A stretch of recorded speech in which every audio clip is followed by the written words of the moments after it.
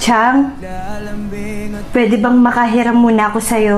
Pampacheck up ko lang. Pampacheck up? Saan? May sakit ka ba? Buntis ka, no? Ayan, ang sinasabi ko sa'yo. Magkano ba kailangan mo? Grabe! Grabe, ang kapal ng mukha. Hindi ka na nahiya? Umuutang ka pa talaga sa mama ko? Ano ka, may patago? Ipampacheck up ko lang naman kung ilang buwan na yung bata. Ayan, anak-anak kasi ng maaga. Tapos, kapag nangailangan, sa iba hihingi. Sa kamag-anak. Kakahiya. Konting hiya naman.